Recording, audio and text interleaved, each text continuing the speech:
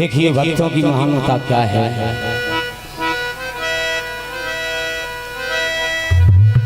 एक राधा एक मीरा,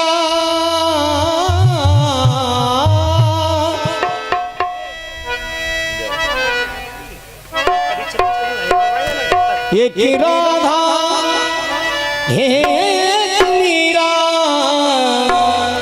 दोनों ने श्याम को चाहा।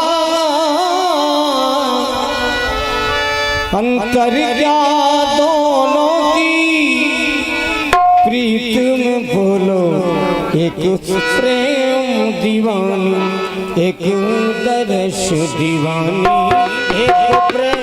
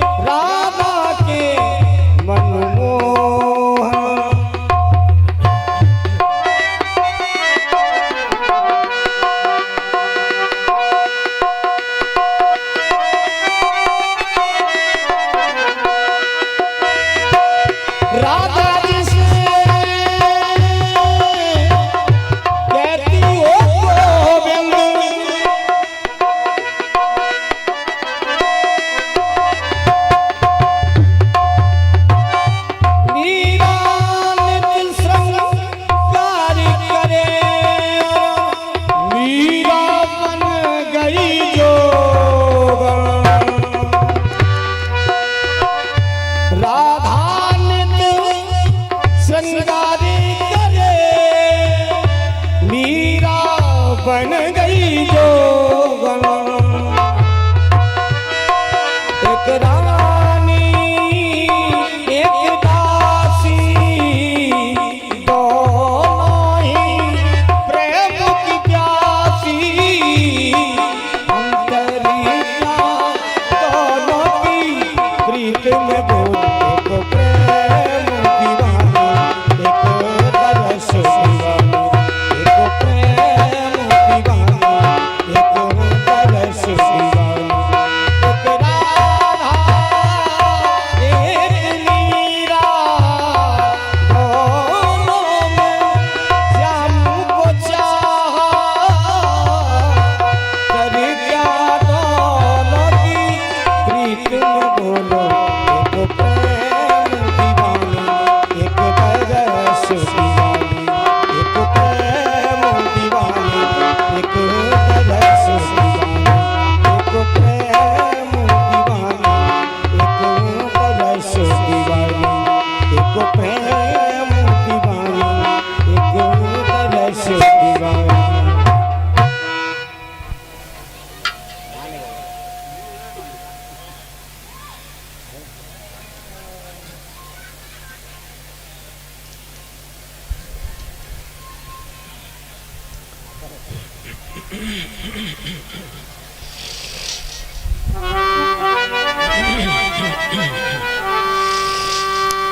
आइए इस भजन के साथ साथ में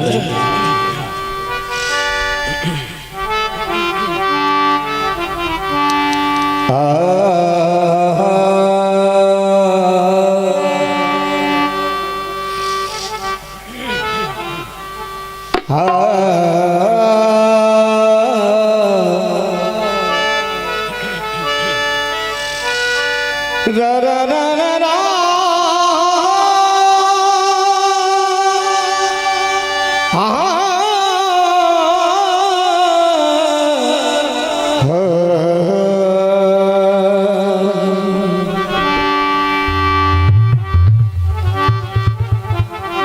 मेरा आपकी कृपा से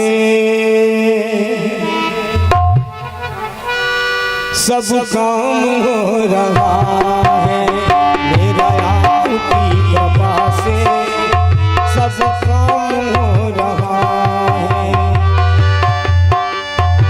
करते हो तुम कन्हैया करते हो तुम कन्हैया मेरा नाम हो रहा है मेरा आपकी कृपा से सब काम हो रहा है।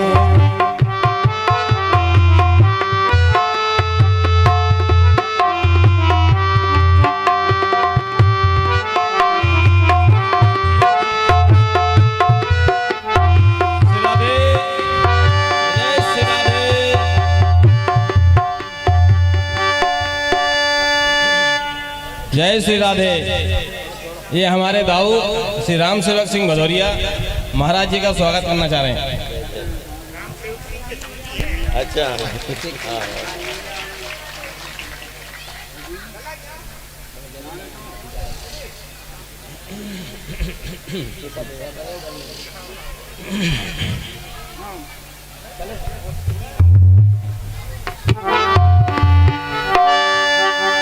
पतवार के बिना ही मेरी नाव चल रही है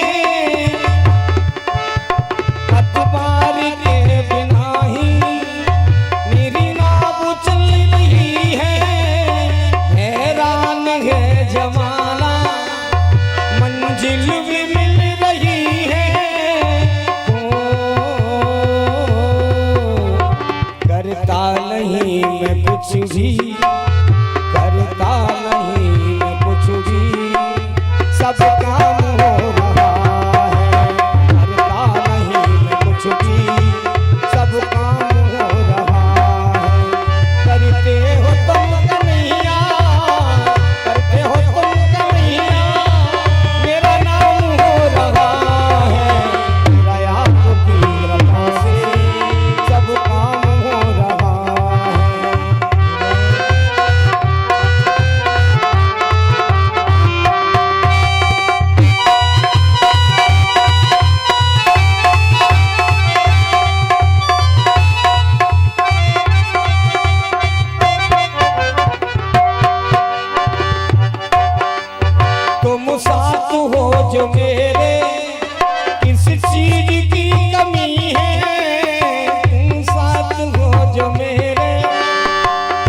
चीज की कमी है, किसी और चीज की अब दरकार भी नहीं है।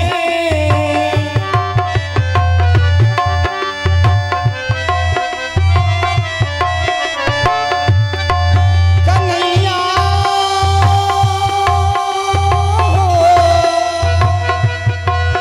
मेरे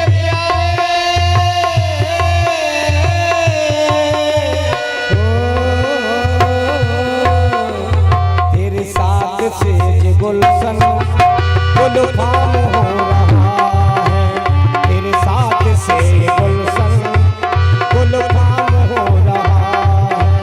करते हो तुम कन्हैया, करते हो तुम कन्हैया, मेरा नाम हो रहा है। दया की कृपा से सब काम हो रहा है।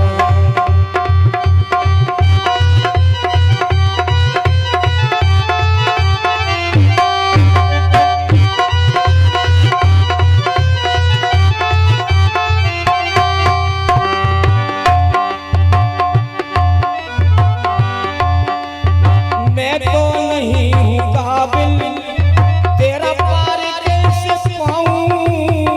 मैं तो नहीं हूँ काबिल, तेरा पार कैसे पाऊँ।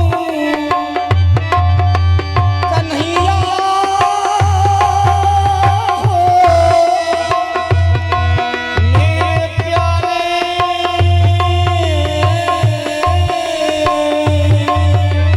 टूटी हुई बाड़ी से गुणगान कैसे गाऊं। टूटी हुई बाड़ी से गुणगान कैसे गाऊं।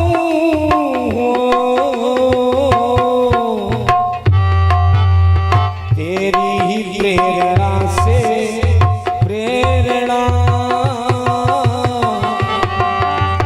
तेरी ही प्रेरणा से कमाल हो रहा है।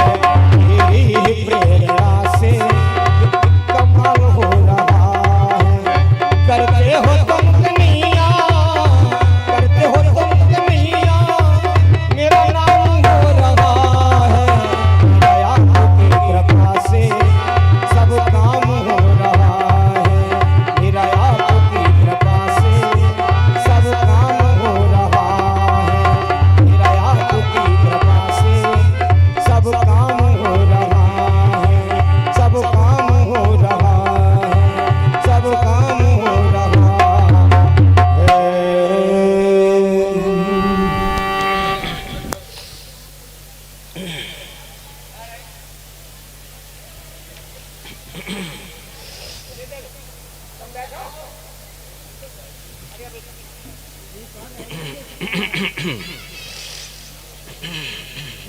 वहीं रख दो सब को।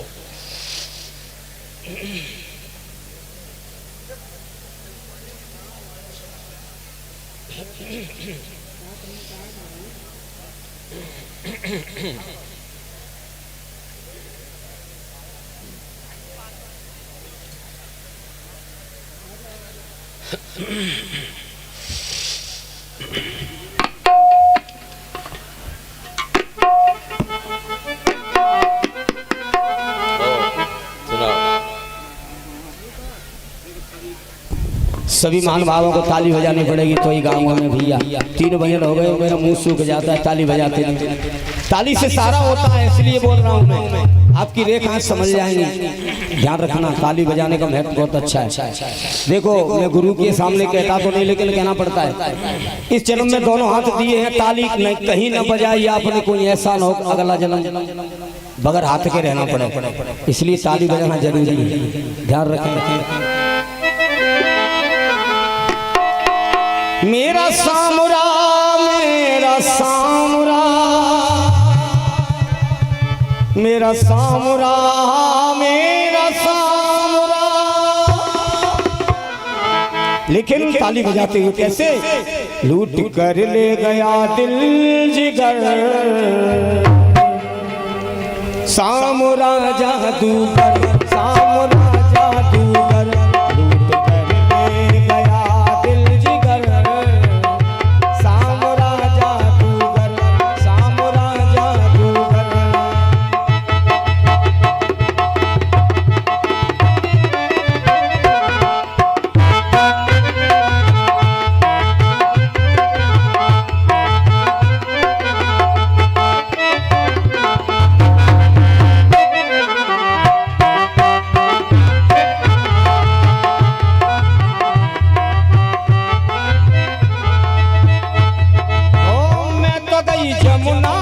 भरने को पानी। एक छवि नटखट की हो गई दीवानी, एक छवि नटखट की हो गई दीवानी।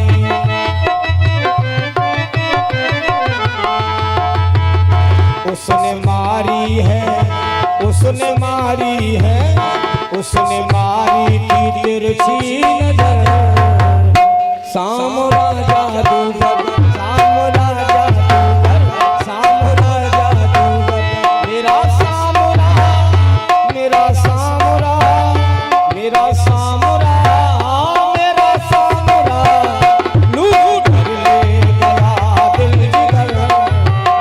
सामरा जादूगर, सामरा जादूगर।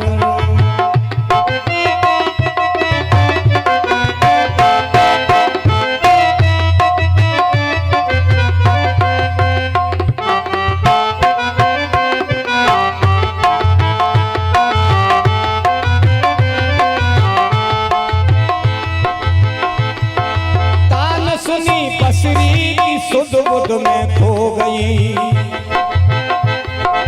भूल गई लोक लाज तेरी में हो गई, भूल गई लोक लाज तेरी में हो गई।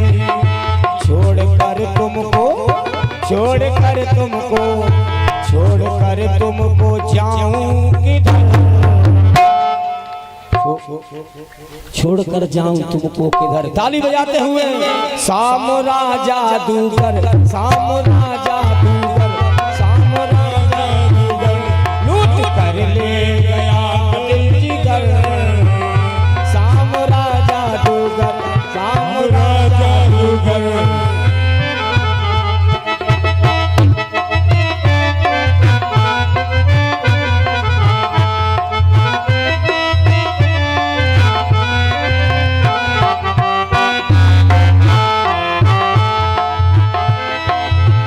देखिए ध्यान देना है, ताली बजाते रहो आनंद के साथ, क्योंकि जिंदगी ये किराए का घर है, एक दिन तो निकलना पड़ेगा। जिंदगी ये किराए का घर है, एक दिन तो निकलना पड़ेगा।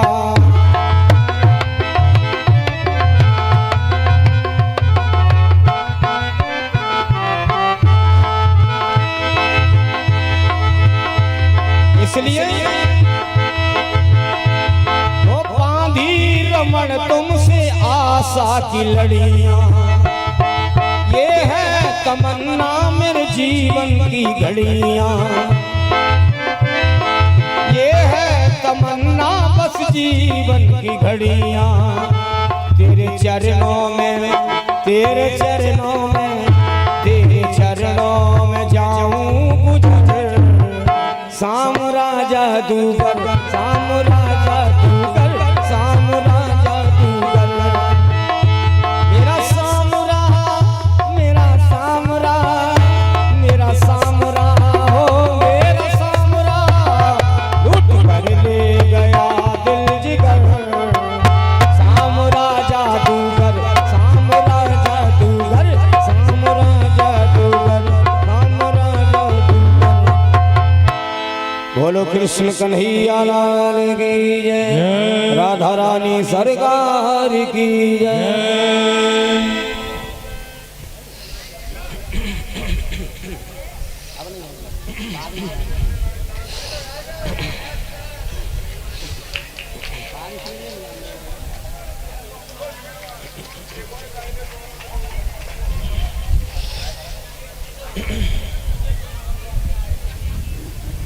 वो गाय तो रहा है।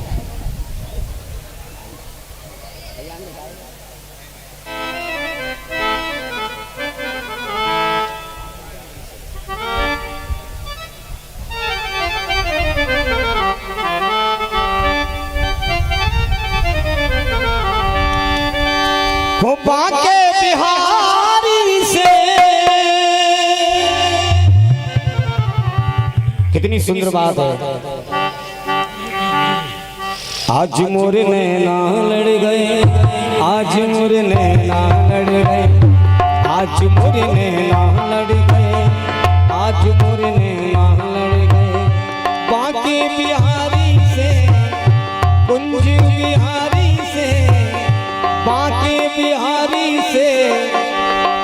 बिहारी से रासु बिहारी से आज मोरे नैना लड़ गए, आज मोरे नैना लड़ गए, आज मोरे नैना लड़ गए, आज मोरे नैना लड़ गए, नैना लड़ गए मेरे कुंज बिहारी से। ओ नहीं नैना लड़ गए, ओ नहीं नैना लड़ गए, तो लड़ गए, अरे लड़ गए, लड़ गए, लड़ गए, लड़ गए।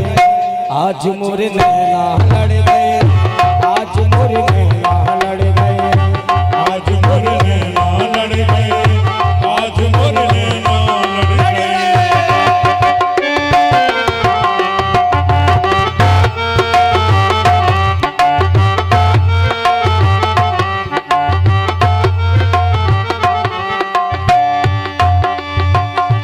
यूं तो यहाँ से कोसा वृंदावन, रंग रसिया मेरा मन भावन।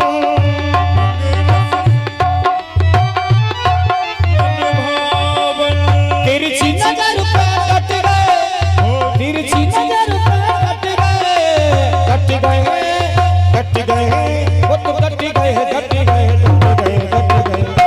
आज मोरे नैना लड़ गए, आज मोरे नैना लड़ गए, आज मोरे नैना लड़ गए, आज मोरे नैना लड़ गए।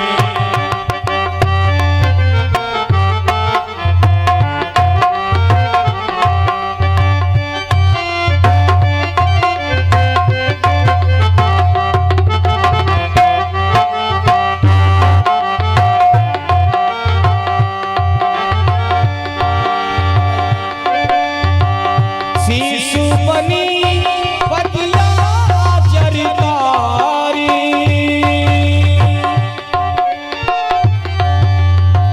रंग रसिया मेरा कृष्ण मुरारी।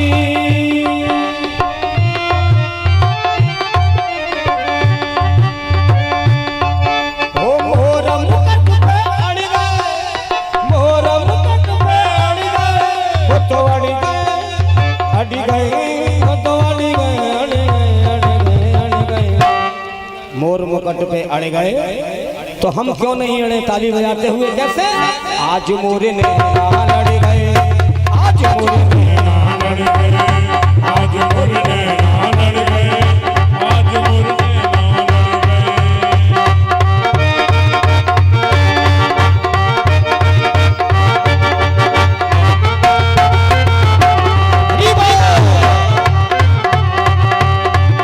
बाके बिहारी से कुंज बिहारी से रासु बिहारी से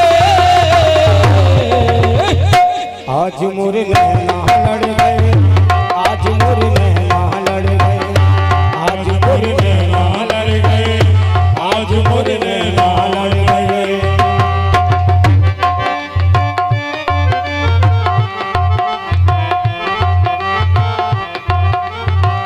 देखो हरियाणा में लोग कहते हैं वो मेरा सामने ठल्ला हो गया, हाथी करिए की करिए, मेरा सामने ठल्ला हो गया, की करिए की करिए। पकड़े दोनों हाथ जाने ऐसी करी बरात, इससे ज्यादा अब हम क्या कहें, क्या कहें? सामने ठल्ला हो गया, की करिए, मेरा सामने ठल्ला हो गया, की करिए की करिए।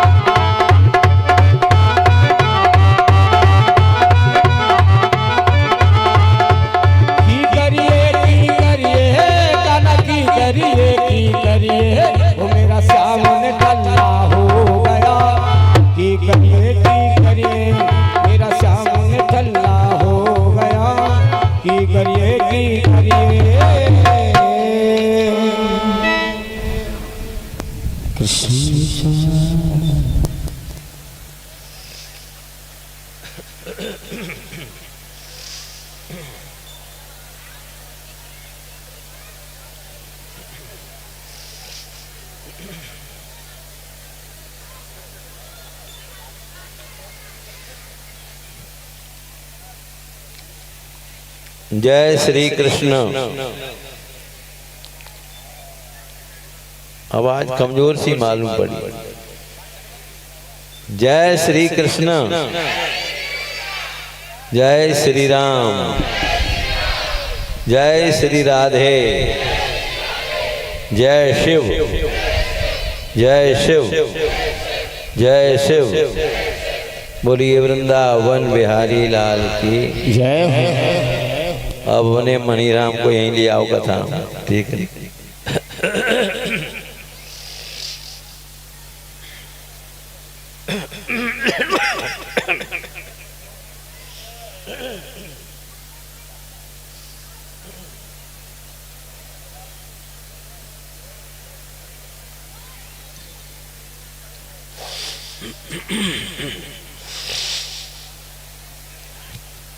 ब्रह्मादि जयति संरूढ़ दर्प कंदर्प दर्पः जयति श्रीपतिर्गोपी रास मंडल मंडनः अंगना मंगना मंतरे माधवो अंगना मंतरा अंगना मंगना मंतरे माधवो माधवं माधवं चांतरेणांगना माधवं माधवं चांतरेणांगना इत्थमा कल्पिते मंडले मध्यगः संजगो वेणुना देवकी नंदनः संजगो वेणुना देवकी नंदनः अंगना मंगना मंतरे माधवो। मेरे बंधुओं, अब अष्टम स्कंद में कथा का प्रारंभ है। ध्यान से सुने।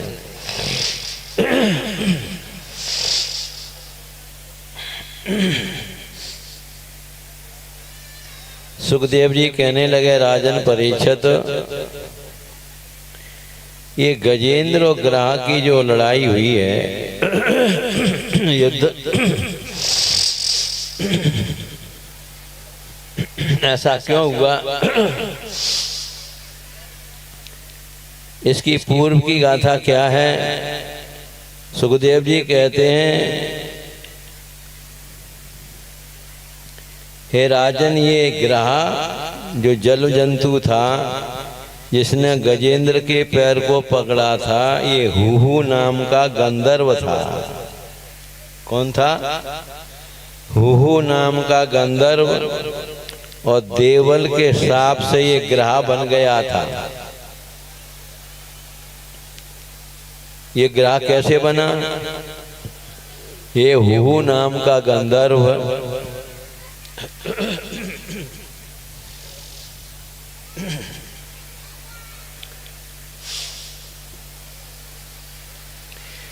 एक बार सरोवर में स्त्रियों के साथ निर्वस्त्र होकर के जल कीड़ा कर रहा था। सज्जनों,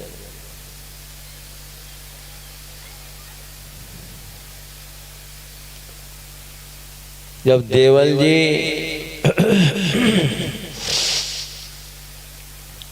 जल में स्नान करने के लिए प्रवेश करते हैं तो उनके पैर को पकड़ लिया इसने, देवल ऋषि के पैर को डुबकी लगा करके हु नाम के गंधर्व ने पृष्ठम देवलम पादे प्रगृहम बिचकर सह उनको खींचने लगा। तो कुपित होकर के ब्राह्मण का शाप बड़ा भयंकर होता है सज्जनों। और तो छोड़ो, भगवान की आनंदमयी शक्तिनी आह्लादनी शक्ति रास राश्री राधा जी को भी ब्राह्मण ने शाप दे दिया था। इसलिए राधा का और कृष्ण का 100 साल का वियोग रहा। वियोग 100 साल तक राधा नहीं मिली कृष्ण से। आ गया सर, कह दिया तुमने जल जंतु की तरह मेरा पैर पकड़ा है, जाओ ग्रह बन जाओ। अब तो चरणों में गिर गया महाराज। क्या कि जब तुम गजेंद्र के पैर को पकड़ोगे तो भगवान तुमको उद्धार करेंगे, तुम्हारी ग्रह योनि छूट जाएगी। ये गजेंद्र कौन था जिसके पैर को ग्रह ने पकड़ा? ये दक्षिणी भारत का भगवान विष्णु का परम भक्त इंद्रधुन नाम का राजा था। मलयाचल पर्वत पर जटाजूट को धारण किए हुए अच्युत गोविंद भगवान की पूजा में नेत्र बंद करके बैठा है। शिष्यों के सहित अगस्त जी आ गए। अब वो तो ध्यान योग में है, पता क्या कौन आ गया कौन नहीं आ गया। बड़ी विचित्र लीला है महाराज। तो अगस्त जी ने श्राप दे दिया कि मेरे आने पर तुम गजवत स्तब्ध होकर के बैठे रहे, मेरा स्वागत नहीं किया। जाओ तुम गजेंद्र हाथी की योनि को प्राप्त करोगे। हाथी की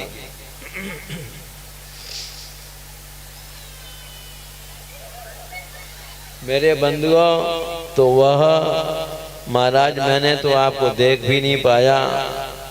आपने तो बिना विचार ही और मुझे श्राप दे दिया। कहा कि अब श्राप हो गया तो हो गया। जब तुम्हारे पैर को ग्रह पकड़ेगा तो साक्षात भगवान हरि आकर के तुम्हारे ग्रह से पैर का विमोचन करके तुम्हें दर्शन देंगे, तुम्हारा उद्धार करेंगे। तो सज्जनों, दोनों श्रापित थे। एक बार गजेंद्र ये मलयाचल पर्वत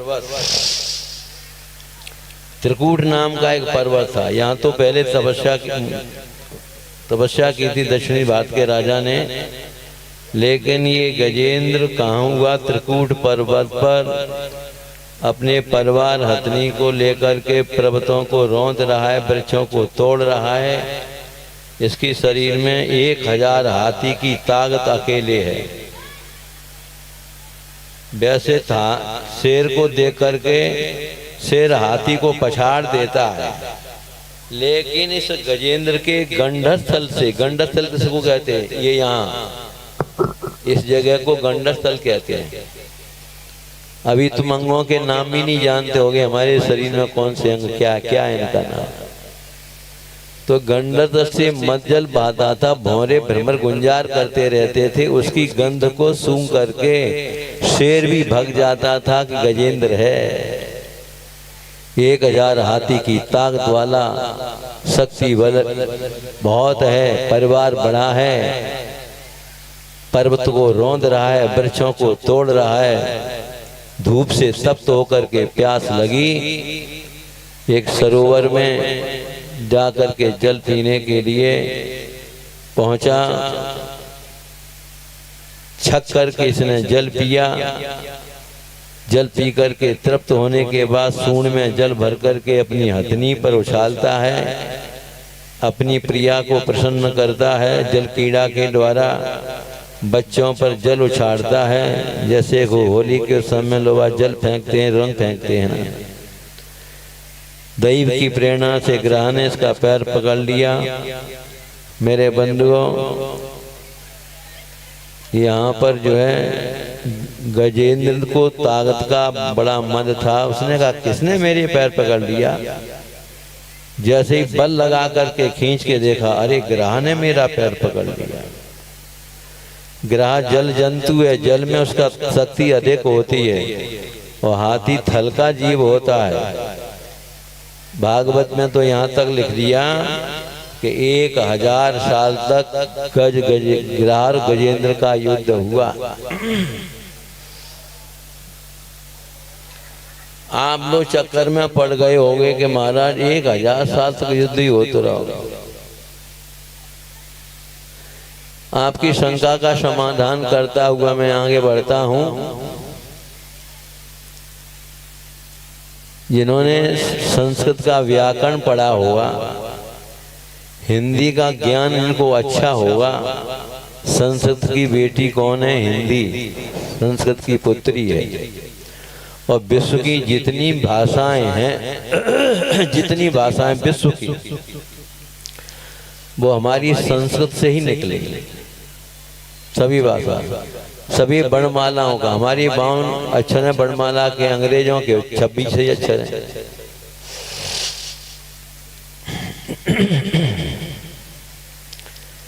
तो हमारे यहाँ जिन्होंने अध्ययन किया होगा तो उसमें मैं बता रहा हूँ, 12 महीने को भी 1 वर्ष कहते हैं और 1 महीने को भी 1 वर्ष कहते हैं और 1 दिन के लिए भी 1 वर्ष कहते हैं। इसके प्रमाण के लिए मैं बता दूं आपको, इसका और भी प्रमाण बताता हूं। महेंद्र पर्वत पर परशुराम जी रहते हैं, आज वहीं रहते हैं। आप जाके देख लेना, महेंद्र पर्वत पर 1 दिन में 6 ऋतुएं हो जाती हैं। 1 दिन में 6 ऋतुओं का निर्वाह हो जाता है महेंद्र पर्वत पर, जहाँ परशुराम जी तपस्या में रत हैं। मेरे गुरु शंकराचार्य जी से मिलने के लिए जब आए थे, ये सारी बात हुई। सज्जन, अश्वत्थामा वल्लव्यासो हनुमान विभीषण कृपया परशुराम सप्तैते चिरजीवना सप्तैतान संप्रेत नित्यम मार्कंडे मथाष्टभम जीवेत वर्षतम साग्र ममपुत्र विनश्यति। हमारी माताएं सावधान होकर के सुने, अपने बच्चों का जन्मदिन तारीख से कभी मत बनाना। ये तारीख अंग्रेजों की है, तुम हिंदू हो। राम की रामनवमी मनती है, कृष्ण की जन्माष्टमी बनती है, सभी महापुरुषों की जयंती तिथि से मनती है। इसलिए आप पुत्रों को केक काट करके, मोमबत्ती जला करके फूंकना मत, केक मत काटना, तारीख से जन्मदिन मत मनाना यदि हिंदू हो तो। ठीक है नहीं? यदि किसी लड़के का जन्म 29 फरवरी को हुआ है तो क्या 34 साल तक बैठा रहेगा जन्मदिन मनाने के लिए? बोलो। जो माताएं अपनी तिथि से अपने बच्चे का जन्मदिन मनाएंगी और बच्चे की तिथि के दिन उसको जो तिली डाल करके जल में नहलाओ, उसके बाद कच्चे दूध में गुड़ तिली मिला करके पिलाओ, इसके बाद दूध, भात और दही, वो चावल और बूरा और दही, षष्ठी देवी जो माँ के गर्भ में लिपि लिखती है उसको भोग लगाओ, बच्चे को वो खिलाओ और दीपक जलाओ। अश्वत्थामा, बलि, व्यास, हनुमान, विभीषण, कृपाचार्य, परशुराम, मार्कंडे, षष्ठी देवी, सूर्य भगवान, घर के कुल के देवता पितर, इनको आहुति देने से उस लड़के लड़की की आयु बढ़ती है। और अपने बेटी बेटा के जन्मदिन के दिन माता पिता को नाखून नहीं काटना चाहिए और बाल नहीं बनवाना चाहिए, ब्रह्मचर्य का पालन करना चाहिए। जो माता पिता इस विधा के आधार पर पुत्रों को, बेटियों का, बेटा का जन्मदिन मनाते हैं, यदि वो लड़के ट्रेन में, बस में बैठे एक्सीडेंट होने जा रहा है, मैं गारंटी से कहता हूँ जो माता इस दिन इस तरीके से मनाएंगी तो उनके बच्चों का बाल बांका नहीं होगा, बाल बांका, वो सुरक्षित होकर के घर आ जाएंगे। हमारे यहाँ तो ऐसे विधान है, लेकिन क्या कहा जाए, ठीक है। अंग्रेजों की गुलामी रही, अंग्रेजों के शासन काल में तो रीति रिवाज हम बड़े कड़े होकर के मानते थे। अब स्वतंत्र भारत में अंग्रेजों की कुटिल नीति आज भी तुम्हारे माथे मड़े हुई है, इसको छोड़ दो। जय श्री कृष्णा। सज्जनों, तो मैं बता रहा था एक दिन को भी 1000 साल में तुमको संदेह हो तो एक दिन को एक वर्ष मान लेना, ठीक है ना। भगवान अब उसने देखा जौवर सुन रही जल ऊपर तब हर नाम पुकारे, जब सभी द्वारे हो जाएं बंद तब राम द्वारा खुलता है। गजेंद्र ने विचार किया मर तो रहे ही हैं तो भगवान की याद में मरो, भगवान की स्तुति करके मरो, भगवान को एक कमल का पुष्प अंतिम क्षणों में भेंट करके मरो। तो शुंड की अग्रभाग में कमल का पुष्प ले करके नेत्रों में आंसू है, वाणी में भगवान की स्तुति है और प्रार्थना करता है। जो पूर्व जन्म में जिन मंत्रों से स्तुति करता था, क्योंकि आध्यात्मिक ज्ञान का संबंध आत्मा से होता है। किसी भी योनि में जीव पहुंच जाए, भौतिक शरीर से संबंध आपका फिजिक्स का, केमिस्ट्री का, ज्योग्राफी का, इकोनॉमिक्स का, पॉलिटिक्स का होगा, लेकिन आध्यात्मिक जो गुरु का ज्ञान है, आध्यात्मिक ज्ञान इसका संबंध आत्मा से होता है। आप किसी भी योनि में चले जाओ, लेकिन आत्मा का जो आध्यात्मिक ज्ञान है, स्पिरिचुअल इलेक्ट्रिसिटी, वो तुम्हारी कभी नष्ट नहीं हो सकती है। आगे समझना। इसलिए पूर्व जन्म में जिन मंत्रों से उसने शुंड का में अग्रभाग लेकर के फूल को जो है भगवान के लिए अर्पण किया है। तो सज्जनों, यदि तुम्हारे जीवन में कोई भयंकर संकट परिवार में आता है, तो गजेंद्र ने भागवत में जिन मंत्रों से स्तुति की है ना, तो उन मंत्रों का रोजाना पाठ करोगे तो कैसा भी कष्ट परिवार पर क्यों नहीं होगा।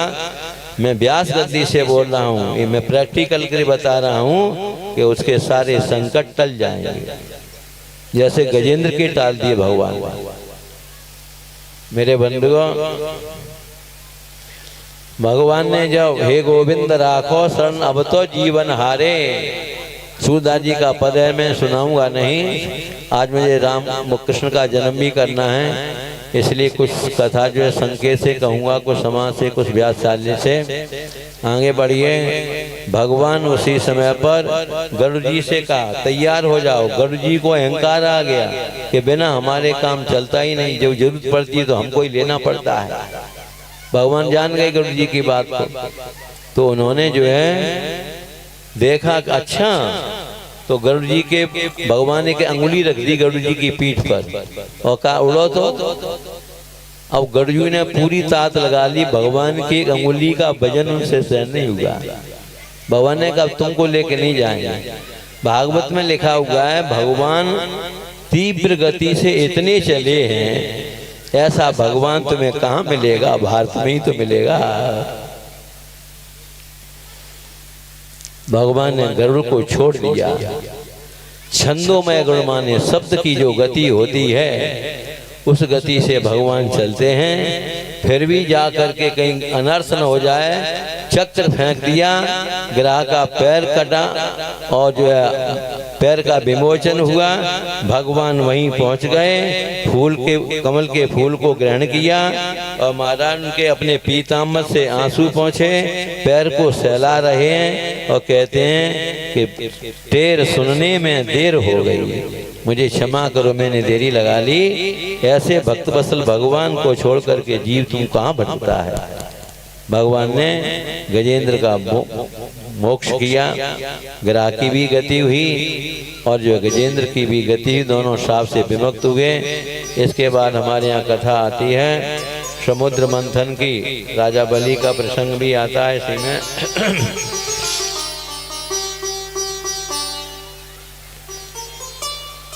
मेरे बंधुओं, इस कथा को और सुना दूंगा आपको संक्षेपतः, बाद में आगे बढ़ते हैं।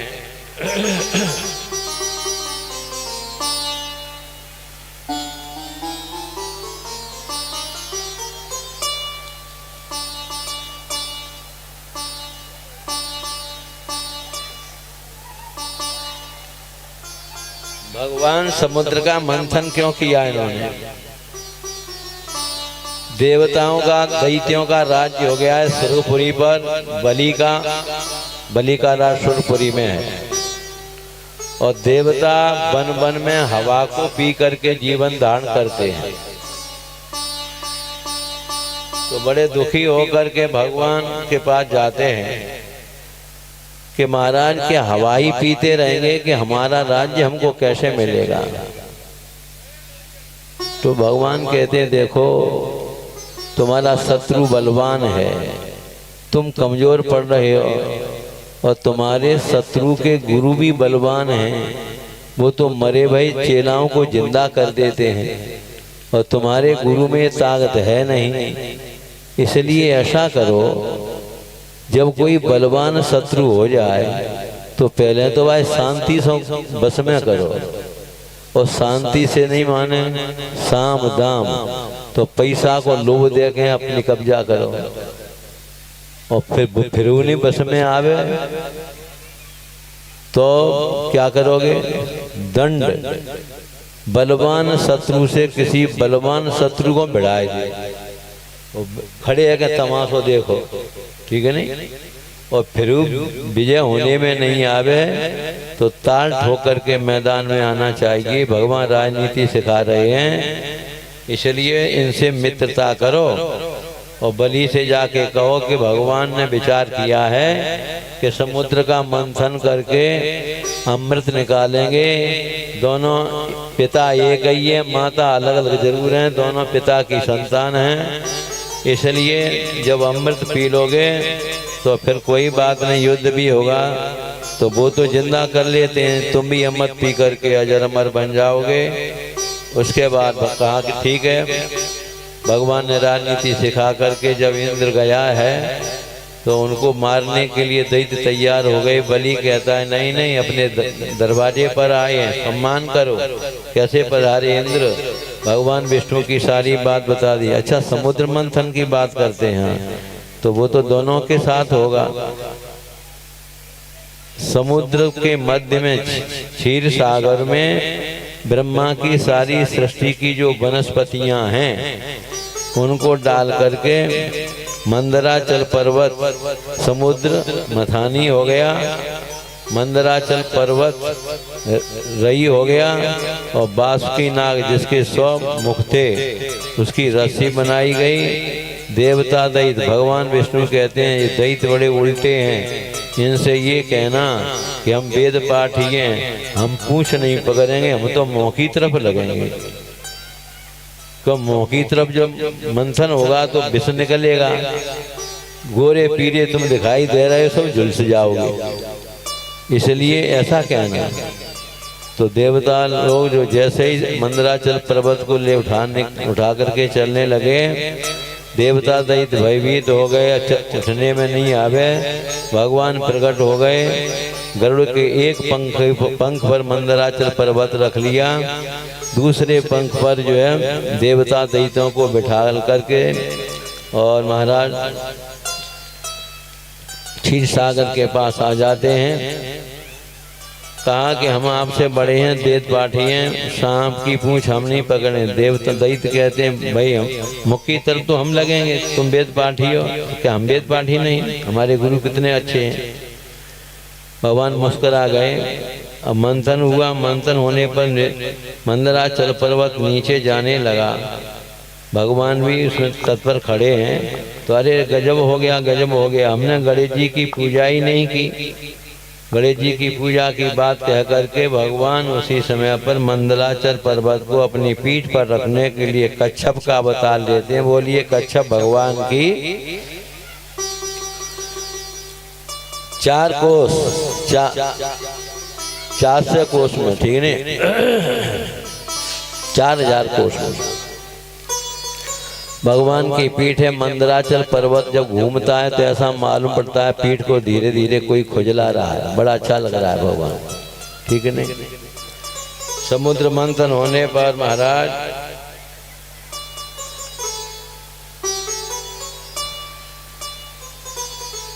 जब बासुकी नाग के मुंह से जब भयंकर जहर निकलने लगा तो इनके शरीर झुलने लगे। भगवान ने जल की वृष्टि करके सबको शांत किया है। बाद में सबसे पहले हलाल नाम का जहर निकलता है, जहर हलाल नाम का विष। मीन मकर सब घबराने लगे, उसका वेग फैलने लगा। भगवान देवता दैत्य कहते हैं महाराज अमृत कौन पिएगा, सब मरे जाते हैं। भगवान ने कहा घबराओ नहीं, हमारे पास एक देवता हैं, भगवान शिव के पास जाओ। देवता दैत्य जहर को लेकर के शिव जी के पास जाते हैं। पार्वती जी बगल में बैठी हैं, उनकी स्तुति कीनी। उन्होंने कहा आज्ञा दीजिए, इस संसार में इस समय जहर के द्वारा सभी प्राणी नष्ट हो जाएंगे। देवता दैत्य जी आप हमको जहर पीने की आज्ञा दीजिए, आप हमारी धर्म पत्नी हैं। पार्वती घबरा गई, महाराज ऐसी कौन पत्नी होगी जो पति से कह दे जहर पी लो, मैं तो नहीं कह सकती हूँ। भगवान शिव ने अपने राम जी का ध्यान किया। रा और माँ दो अक्षर पावरफुल है सज्जनों। मैं कभी प्रसंग बताऊंगा, जो जिज्ञासु भक्त होंगे उनको बताऊंगा कि प्रण से भी ज्यादा राम जी का जो बीज मंत्र है वो प्रण से भी ज्यादा पावरफुल है। इसलिए हमारे सभी आचार्य लोगों ने कलकाल के जीवों के उद्धार के लिए प्रणव से रहित और राम मंत्र में, कृष्ण मंत्र में उन बीजों की खोज करके प्राणी मात्र के कल्याण के लिए उनकी रचना की है। इन बातों को ध्यान दीजिए। ये जिज्ञासु जो भक्त होते हैं उनको मैं बताता हूँ कि परम गोपनीय बातें होती हैं, मंच से नहीं कही जा सकती हैं। जय श्री कृष्ण। सज्जनों, इसके बाद रामा कह करके कंठ में उतार लिया, अंदर न जाने दिया, हाथ से गिर गया। वो जमीन पर बिच्छुओं ने, सर्पों ने ग्रहण कर लिया वो जहर। आज भी सज्जनों, आज जहर की भी जरूरत है, मालूम है आपको जहर की। कोई रोग तो ऐसे होते हैं जो जहर के द्वारा ही ठीक होते हैं, जहर के द्वारा ठीक होते हैं। इसके बाद पुनः समुद्र का मंथन हुआ। कहने लगे सुखदेव जी, पीते गरे ब्रखांकेण प्रीतास्ते मरदानवाः ममंतस्तरसा सिंधु वृद्धानी ततो भवत। भगवान शिव के विषपान करने पर उसकी भयंकर अग्नि ज्वाला से वो अस्त व्यस्त हो गए थे। फिर बलपूर्वक समुद्र का मंथन हुआ, कामधेनु निकली। भागवत जी में तो कामधेनु का ही वर्णन आता, अन्य पुराणों में 5 गायें निकली हैं समुद्र मंथन करने से। ये ऋषियों को, ब्राह्मणों को दे दी गई। ये इसके बाद श्वेत रंग का उच्चैःसवा नाम का घोड़ा ये इंद्र को दिया गया। एक हाथी निकला, वो इंद्र को दिया गया, और घोड़ा जो है बलि के लिए दिया गया। इसके बाद कौस्तुभमणि निकलती है। भगवान विचार करते हैं चमचमा रही है, बहुत से देवता दैत्य हैं तो हमारे गले में ही आ जाए तो अच्छी बात है। भगवान समुद्र से निकली हुई वस्तुओं को इकट्ठा नहीं कर रहे हैं, आती जाती उसी समय बांटते जाते हैं। इकट्ठी होने पर तो झगड़ा हो सकता है कुछ, ठीक है नहीं। तो मणि भगवान के गले में आ गई। इसके बाद कलप वृक्ष निकला, वो स्वरूपपुरी के लिए पहुंचा दिया गया। इसके बाद ये अप्सरा निकलती है, अपनी श्रेष्ठ गति से अवलोकान्वित क्रियाओं से सबके मन को मोहने लगी। ये भी जो है स्वरूपपुरी के लिए पहुंचा दी गई। इसके बाद श्री सुखदेव जी कहते हैं, राजन परीक्षित ततश्चाभिर्भूत साक्षात श्री रमा भगवत परा रंजयंतीम दिशा कांत्यम विद्युत सौदामणिम यथा। यदि कोई व्यक्ति पैसा वाला बनना चाहता है तो भागवत का ये श्लोक ततश्चाभिर्भूत साक्षात श्री रमा भगवत परा रंजयंतीम दिशा कांत्यम विद्युत सौदामणिम यथा। इस मंत्र के 16 आवृत्ति में रात्रि के सिंह लगन में गैया के घी से चांदी की कटोरी, बेल का गूदा और कमलगट्टा डाल करके जो हवन करेगा सिंह लगन में, उसके घर में 1 साल में घर में उसके धन की समृद्धि होने लगेगी। इसका फल भी मैंने बता दिया है, जिनको इच्छा हो अपने गुरु से मिलकर लिखवा लेना। इसके बाद सज्जनों, लक्ष्मी जी का प्राकट्य हुआ। कहीं कहीं वर्णन आता है, लक्ष्मी जी ने कहा महाराज सब अपनी मैरिज डे बनाते हैं, मैरिज डे। आजकल मैरिज डे मनी उठी है ना, कौन सी तारीख में ब्याह हो तो पति पत्नी भाई मनाते हैं। तो लक्ष्मी की इच्छा भाई कि महाराज अपन लोग तो दंपति जो अनाथ दंपति हैं, तिथि को पतो ही ना कब हमारा त्योहार ब्याह हो। तो भगवान ने कही ठीक है, समुद्र में से तुम्हें पैदा करेंगे वह तारीख में भाई मनावे करेंगे। इसी लक्ष्मी जी को प्रकट किया है। देवता दैत्य उनके रूप को देख करके मोहित होने लगे। इंद्र ने आसन बिछा दिया, सोने के कलशों में नदियां जल लेकर के आती हैं। और भूम ने औषधि डाली, गाय ने पंचगव्य डाला। गाय का दूध, दही, घी, मूत्र, गाय के गोबर का रस, इसको पंचगव्य कहते हैं। इसको पीना भी चाहिए और नहाना भी चाहिए। सज्जनों, रसोई किया गया, मृदंग संग वाद्य यंत्र बजने लगे और श्री सूक्त के द्वारा लक्ष्मी जी का अभिषेक किया गया है। पीली साड़ी पहनने को समुद्र ने दी, वरुण ने वैजंती माला दी, विश्वकर्मा ने विचित्र आभूषण दिए, सरस्वती ने हार दिया, ब्रह्मा जी ने पद्म दिया, नागों ने कुंडल दिए। वो लक्ष्मी जी कमल की माला लेकर के देवता दैत्यों में पति की तलाश करने लगी। मेरा पति बनने कौन योग्य है? बढ़िया बढ़िया कपड़ा पहन के बैठे हैं देवता दैत्य। लक्ष्मी जी घूम रही हैं। कहाँ गई? दुर्वासा जी के सामने पहुंच गए। दुर्वासा जी के सामने जाके लक्ष्मी माला लेकर के ऐसे कर रही थी। अब विचार किया कि ये तो बड़े क्रोधी हैं और जिस स्त्री को क्रोधी पति मिल जाए तो भागो तो जीवन ही बेकार है। लक्ष्मी जी पीछे हट गई। हमारी माताएं घबराना नहीं, यदि किसी को क्रोधी पति मिल गया है तो उसकी दवा भी हम लोग जानते हैं। घर में रसोई बनाओ, आटा गूंथो तो राम नाम कह करके गूंथो, सब्जी का मनिया करो, राम नाम जपो। भोजन बनाते समय, सब्जी बनाते समय पर भगवान नाम का मन ही मन जप करती हुई और तुलसी पर डाल करके भगवान को भोग लगा करके वो थाली अपने पति के सामने जब रोजाना जाएगी तो मैं गारंटी से, व्यास गति से कह रहा हूँ, मैंने कई प्रयोग ऐसे करवाए हैं। भयंकर दुष्ट प्रकृति वाले, गाली देने वाले क्रोधी पति और 2-1 महीने के बाद ही परम शांत हो गए हैं। इस विधान के द्वारा भोजन यदि बनाऊंगी तो तुम्हारा कैसा भी पति होगा वह सब शांत हो जाएगा। बोलिए वृंदावन बिहारी लाल की। अब लड़ के भोजन बनाऊंगी, लड़ रही हूँ, उल्टी सीधी बातें कर रही हैं तो भोजन में बेतु गुण आमेंगे, ठीक है नहीं? इसलिए सबको छोड़ दिया। बाद में भगवान अलग बैठे हुए थे, उनके गले में माला पहना दी। भगवान ने अपने हृदय में उनको स्थान दिया।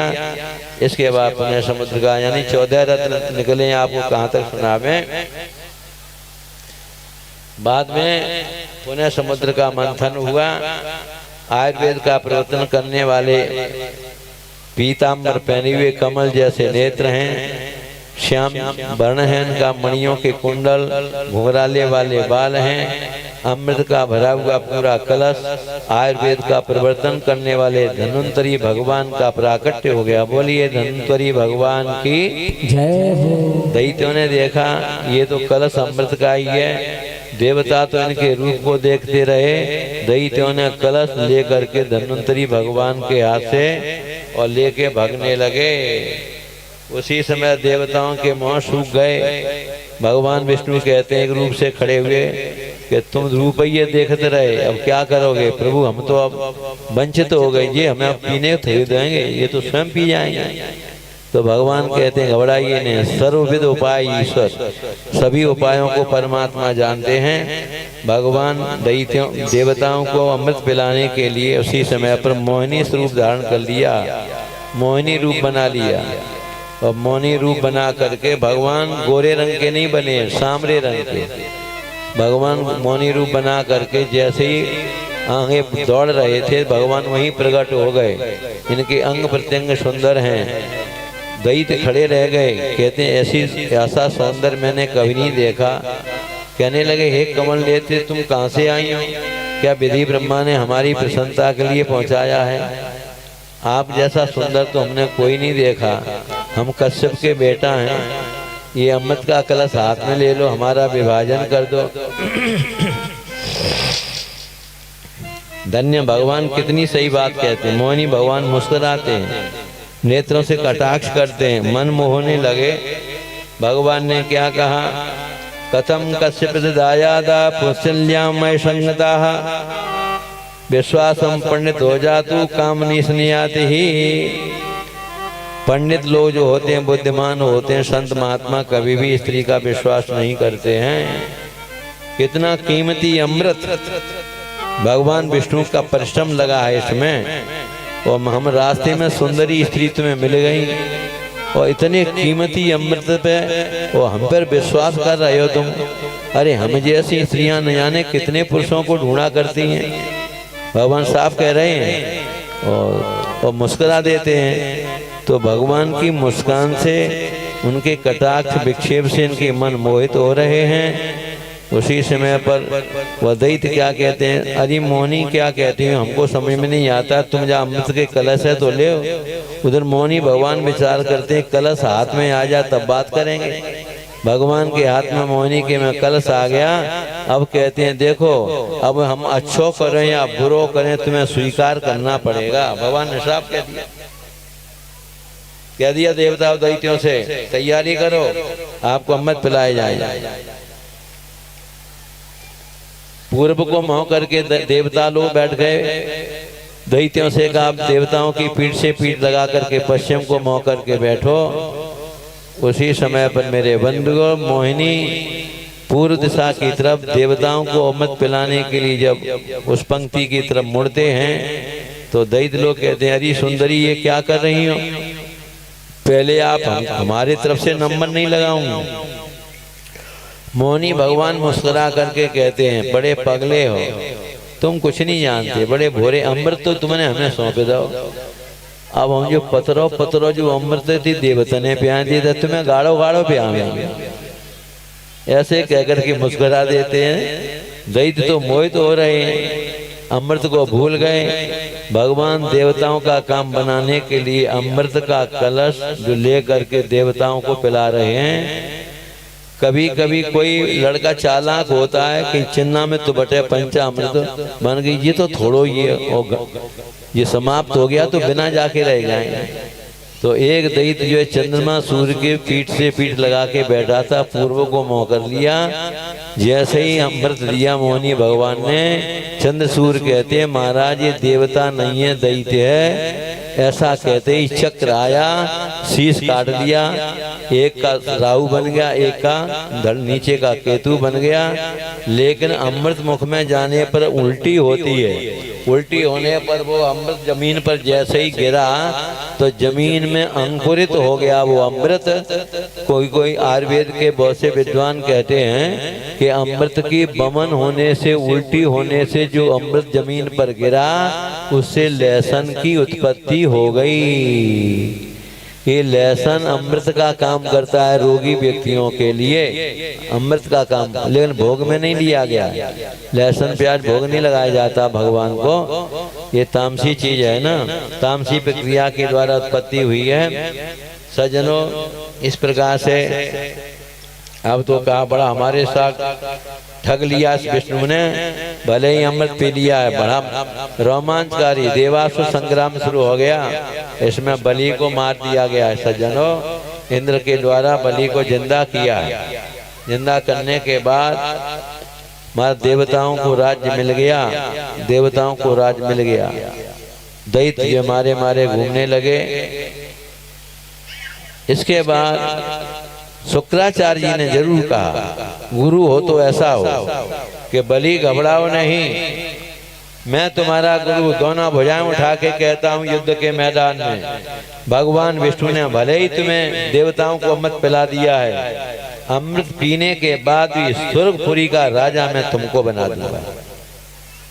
अब गुरुजनों के पास तो वेद विधान के द्वारा यज्ञ होते हैं ना, तो उन्होंने एक यज्ञ रचाया। उस यज्ञ में जो है यज्ञ से रस निकला, सर्कस निकला, बढ़िया दिव्य बाण निकले, धनुष निकला और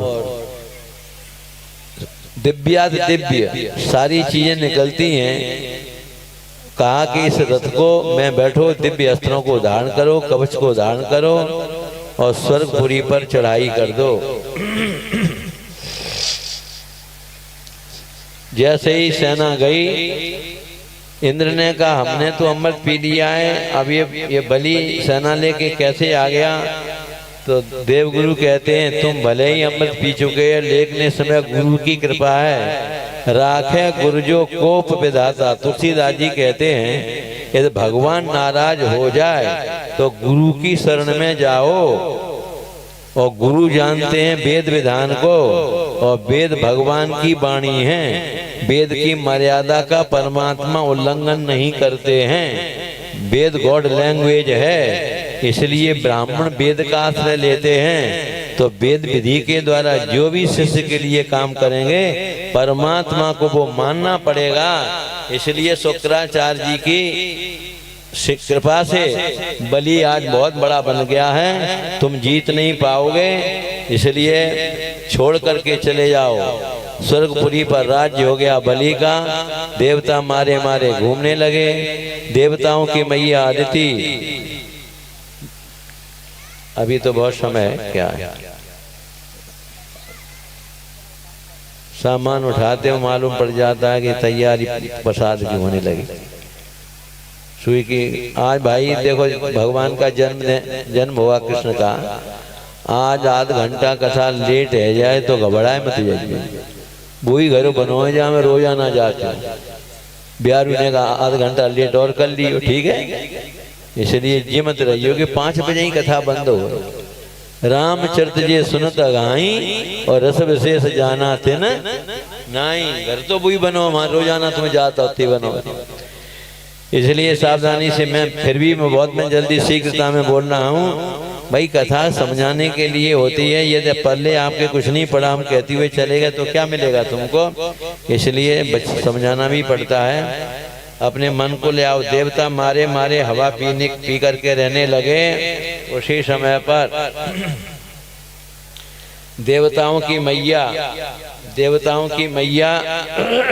अदिति ने अपने इधर क्या होगा,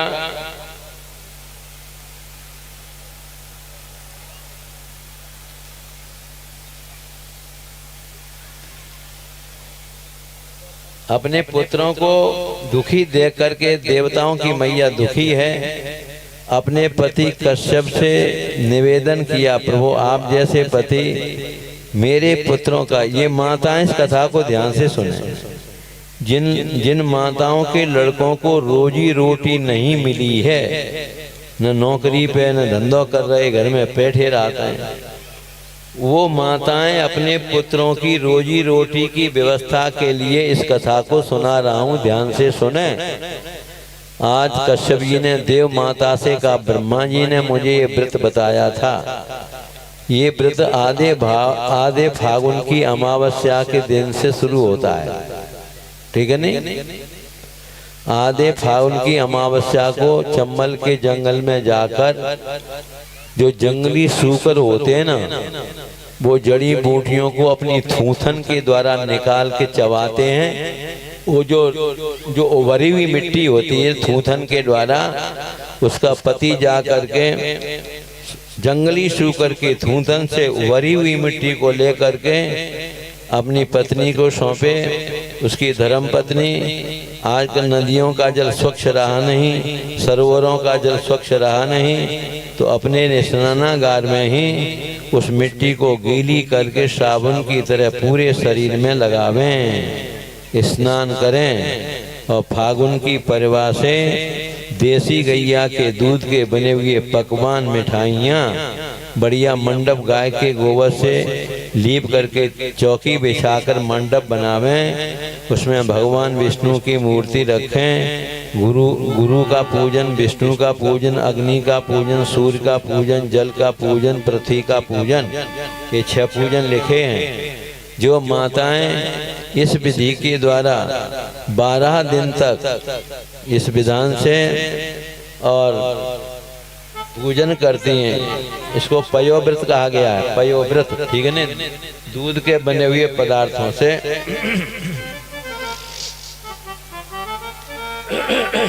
करने पर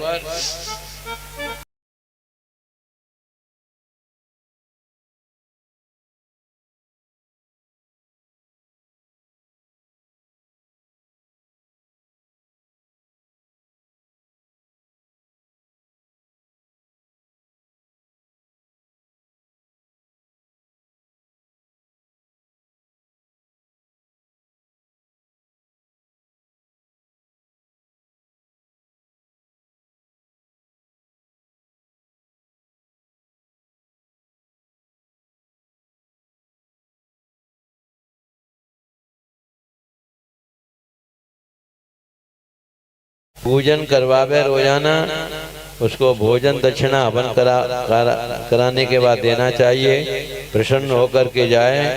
ये पयोव्रत जो है, उस पयोव्रत में यदि माताएं पढ़ी लिखी यदि स्वयं योग्य हैं तो अपने गुरुजी से भागवत के में जो मंत्र हैं उन मंत्रों को लिखवा लें।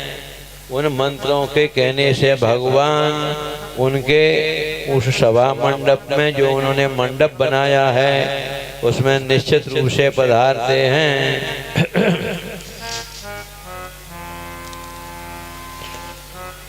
वो मैं श्लोक बोल रहा हूं आपके लिए। माता हाथ जोड़ करके क्या कहें, प्रभु मेरे मंडप में आइए। नमो व्यक्त्याय सूक्ष्माय प्रधान पुरुषाय च चतुर्विंशद गुणज्ञाय गुण संख्यान हेतवे। नमो दुषीणे त्रिपदे चतुश्रृंगाय तंतवे सप्तहस्ताय यज्ञाय त्रैविद्यात्मने नमः। नमः शिवाय रुद्राय नमः शक्तिधराय च सर्वविद्याधिपतये भूतानां पतये नमः। नमो हिरण्यगर्भाय प्राणाय जगदात्मने योगेश्वर शरीराय नमस्ते योग हेतवे। नमस्ते आदिदेवाय साक्षभूताय ते नमः। नारायणाय ऋषये नराय हरे नमः। नमो मरकतश्यामा बपसे जगतश्रिये केशवाय नमस्तुभ्यं। नमस्ते पीतवासे त्वं सर्ववरद पुंसां वरिण्यं वरद सर्वः। अतस्ते श्रेयसे धीरा पादरणम् उपासते। अनुवर्तन्त यं देवाशीष तत्पाद पद्मयो स्मर्यन्तं यमामोदं भगवान् मे प्रसीदताम्। एतैः मंत्रैः ऋषिकेश मावया मां वाहन पुष्कृतम् अर्चे क्षत्रिया युक्त पादोपस्नादिभिः। ये मंत्र मैंने आपको सुना दिए। ये मंत्र मैंने क्यों कहे? ये श्लोक हनुमान सिंह भदौरिया की इस भाव की सप्ताह यज्ञ में भगवान पधारे, इन मंत्रों के कहने से ही पधारते हैं। शब्द ब्रह्म है, शब्द ब्रह्म के द्वारा ही परमात्मा आते हैं। इसलिए सज्जनों, माता इन मंत्रों को कह करके बुला सकती हैं, पढ़ी लिखी योग्य हैं तो। लेकिन किसी ब्राह्मण के द्वारा उसकी सेवा भी हो जाएगी, दक्षिणा के द्वारा करवाऊंगे। वेद पाठी ब्राह्मण होना चाहिए, विधिवत पूजा करने वाला, ठीक है नहीं? तो इस प्रकार से 12 दिन पूजा करने के बाद उसको फल की प्राप्ति हो जाएगी। ये ब्रह्मा जी ने मुझसे कहा था, पयोग मैंने तुमको सुना दिया। इसको सुन करके महाराज जब पयोव्रत पूरा हुआ तो भगवान प्रकट हो गए अदिति महारानी की पूजा स्थल में। प्रकट होके क्या कहते हैं कि मैया घबराओ नहीं, कुछ दिन के बाद तुम अपने शत्रुओं की स्त्रियों के नेत्रों में आंसू देखोगे। मैं तुम्हारा पुत्र बन करके आऊंगा और तुम्हारे पुत्रों को राज्य दिला करके तुम्हारे पुत्रों का पालन पोषण करूंगा। ऐसा कह करके भगवान अंतर ध्यान हो गए। इसके बाद महाराज उसके प्रभाव के द्वारा भगवान स्वयं कश्यप जी के यहाँ और दैत्यों के जो साम्राज्य स्वर्गपुरी में हैं, बलि को वंचित करके और देवताओं को राज देने के लिए भगवान ने क्या किया? भगवान एक दिन कश्यप आदि के यहाँ पर चतुर्भुजी स्वरूप से प्रकट हो गए। थोड़ी देर के बाद 52 अंगुल के बन गए। 52 अंगुल, छाता लगा हुआ है, आसन है, खड़ाऊ है, बड़ा तेज है। इस प्रकार से प्रकट हो जाते हैं। महाराज बोलिए वामन भगवान की। अब तो वामन भगवान आ गए तो कश्यप जी ने ऐसे ब्रह्मचारी बालक का जनेऊ जात कर्म संस्कार करवाया। जातक कर्म संस्कार। बेटा पैदा होने के समय पर एक बात बता दें आपको, जब तक लड़के का नरा नहीं कटता है, लड़का लड़की का नाल छेदन नहीं होता है, तब तक नाल छेदन हो जाएगा तो सूतक लग जाएगा, फिर ब्राह्मण कोई भोजन नहीं करेगा। तो पहले की माताएं इतनी बुद्धिमान होती थी, जैसे ही बालक पैदा भो उन्होंने कहा जाओ जाओ जाओ गुरुजी गुरुजी बुला के लाओ, जल्दी जल्दी पूरी सेकती थी, नहीं है तो गुजिया मंगा लेती थी और घी गुड़ वगैरह उस ब्राह्मण को खिलाती थी, दक्षिणा देती थी। नाल छेदन के पूर्व एक ब्राह्मण का भोजन घर में 100 ब्राह्मण के बराबर माना गया है। जिन्हें आजकल कोई करता है क्या? अब तो करेंगे ही कहा, लड़के ही ना पैदा हो तो ढंग सो, अब तो ऑपरेशन सो है रहे हैं। ऑपरेशन तो क्यों हो रहा है मालूम है तुम्हें? पहले माताएं गर्भिणी हैं, घर का काम करती थी, मंथन हो रहा, दधि मंथन होता था, पेट हिल रहा है, भुजाएं हिल रही हैं, चकिया चल रही है, ठीक है, काम कर रही हैं, पता भी नहीं पड़ता था। अब ढंगसों बालक पैदा है या तो डॉक्टर जो कमाई करवे को दिखाते हैं कि जच्चा बच्चा खतरे में है, तो पति घबरा जाता है कि हमारा कितना भी पैसा हो जाए, बचाओ बचाओ। तो ऑपरेशन तो लड़का है रहे, सारे काम छोड़ दिए, कहाँ गई है मैडम महाराज? योगा करवे गई है, योगा करवे, और योगा तो घर ही धरो, घर को पहुंचा स्वयं देश में काम करो, शरीर को हिलाओ डिलाओ तो बढ़िया काम होता है। लेकिन अब तो कुछ मत पूछो, कुछ कहा नहीं जाता है। बोलिए वृंदावन बिहारी लाल की। इसलिए बामन भगवान जो है उस समय पर जात कर्म संस्कार करवाया, जिनका जनेऊ संस्कार हुआ, सूर्य भगवान ने गायत्री दी, बृहस्पति गुरु ने जनेऊ पहनाया, कश्यप ने मेखला कमर में बांधी नी, पृथ्वी ने मृग का चर्म दिया, चंद्रमा ने दंड दिया, माता ने लंगोटी पहनने को दी, आकाश ने छाता दिया, ब्रह्मा ने कमंडल दिया, सप्तऋषियों ने कुश का आसन दिया, सरस्वती महारानी ने रुद्राक्ष की माला दी, कुबेर ने भिक्षा पात दिया, पार्वती ने भिक्षा डाली। ऐसे ब्रह्मचारी बने हुए बामन भगवान उस समय पर इंद्र बलि को इंद्र का पद स्थिर करने के लिए शुक्राचार्य जी भणोच, जहाँ नर्मदा जी मिली है समुद्र में, उसको भरुच कहते हैं, भणोच, वहां पर यज्ञ चल रहा था। 99 यज्ञ पूरी हो चुकी थी, 100वां यज्ञ चल रहा था। भगवान चल दिए वहीं, देखा बलि ने सूर्य तो नहीं आ रहे हैं, बड़ा प्रकाश हो रहा है। बामन भगवान पहुंच गए यज्ञशाला में।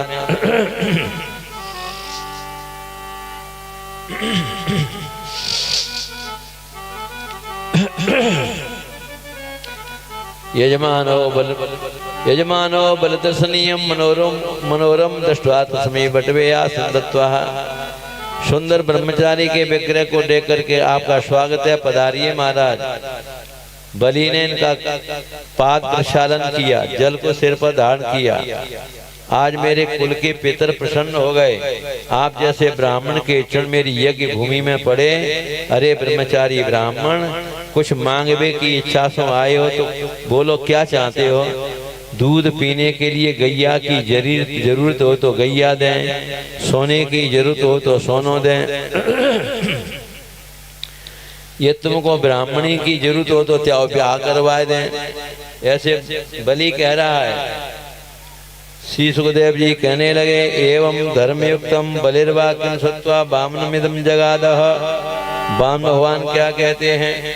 वाह वाह, हे राजन, तुम्हारा कुल खानदान जैसा है वैसे ही तुम्हारे वचन निकल रहे हैं। वाह, धर्मयुक्त तुम्हारे वचन है। तुम्हारे कुल खानदान में कोई कंजूस तो पैदा हो, भगवान पक्की कर रहे हैं, कोई कंजूसी पैदा नहीं हुआ।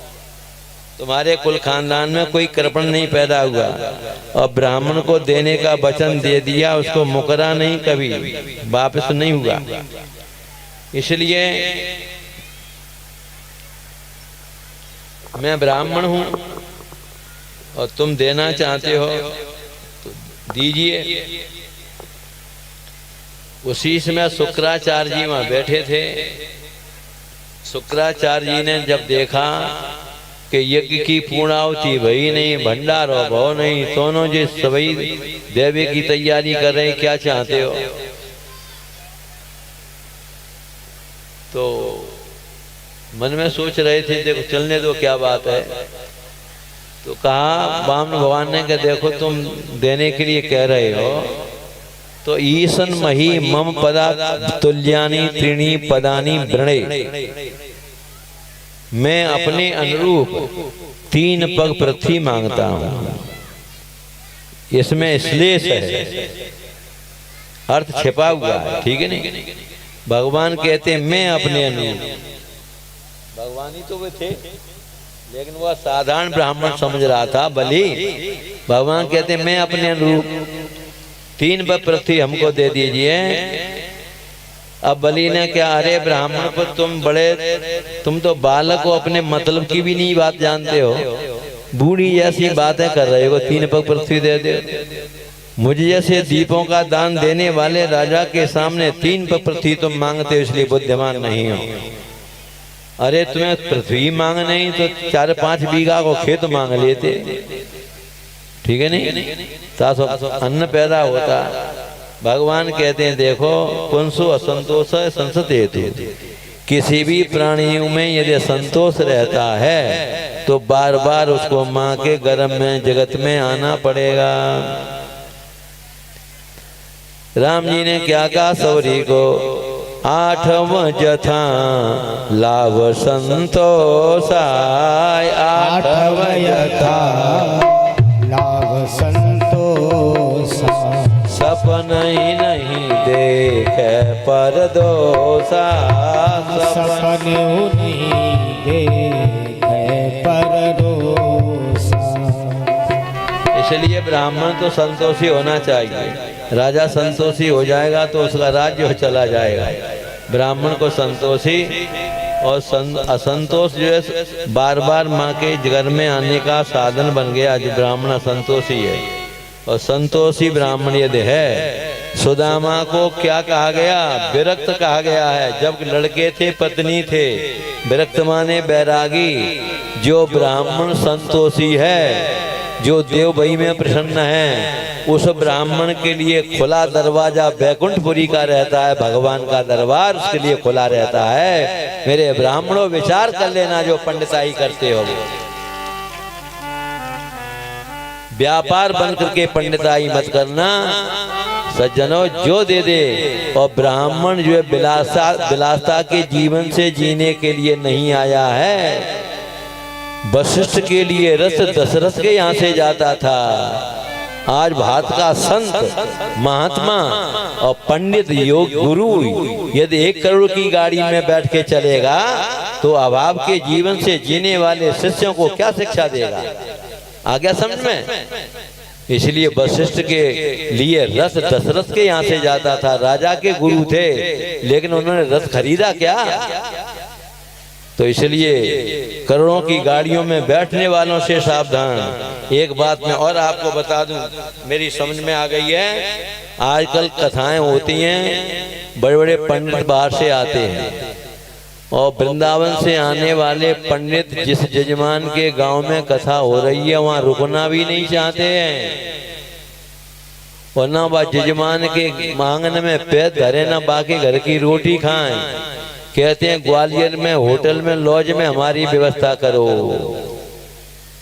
पैसा तय है 11 लाख या 25 लाख, इतनी दक्षिणा लेंगे और तुम्हारे गांव में रहेंगे नहीं, चाहे घने पांव धरने ना, और होटलों में रहेंगे। तो ऐसे आचार्य पंडित जो जजमान के गांव में ना रहे चाहत और घर में पांव ना धरे चाहत, देखा तुमको विमान ले आवेंगे।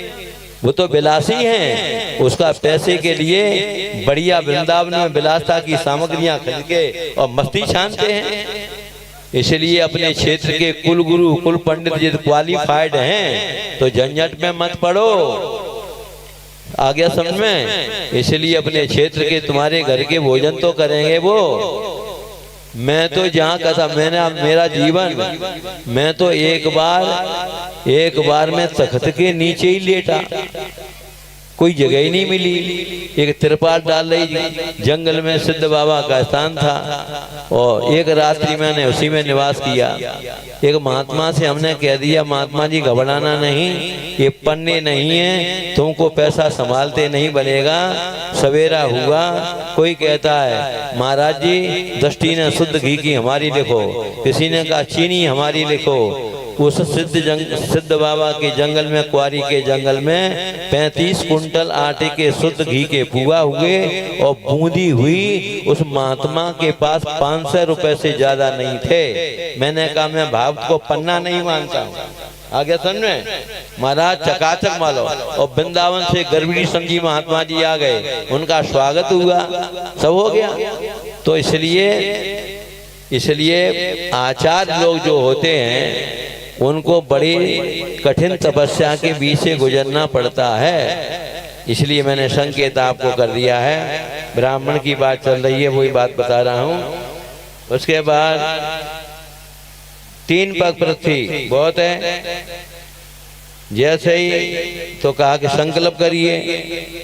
अब विंध्यावली देखिए, पत्नी की बिना सलाह के यज्ञ पूरा नहीं होता है। पत्नी की परामर्श के द्वारा पत्नी का जनेऊ संस्कार नहीं होता है।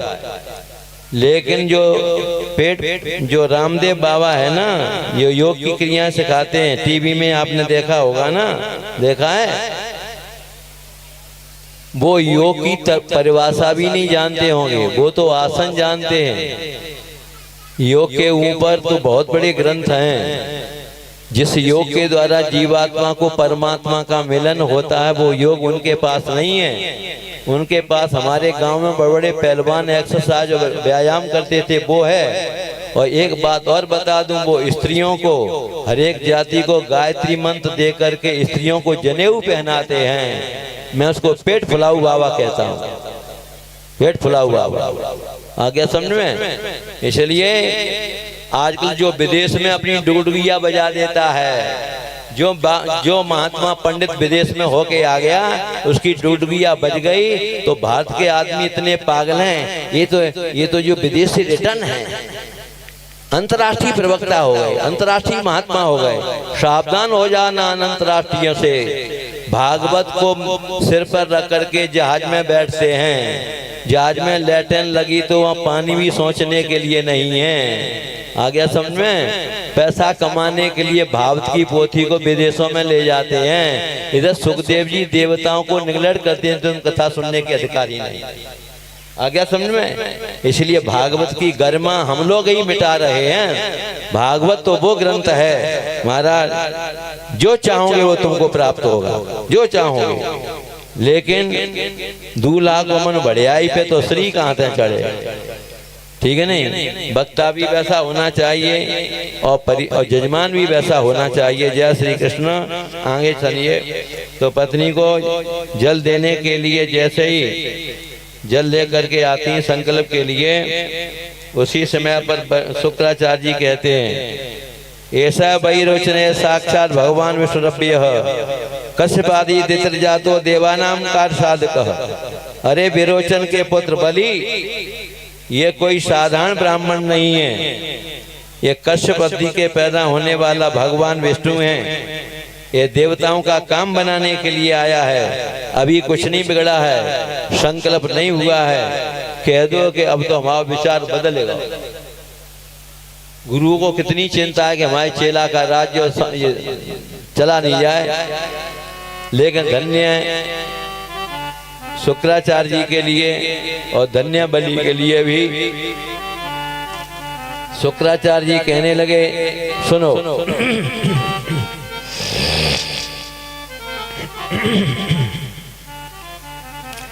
ऋग्वेद ऋग्वेद श्रुति में, वेद में झूठ और सत्य की व्यवस्था की गई। ध्यान से सुनना। देह रूपी वृक्ष की मूल जड़ है झूठ।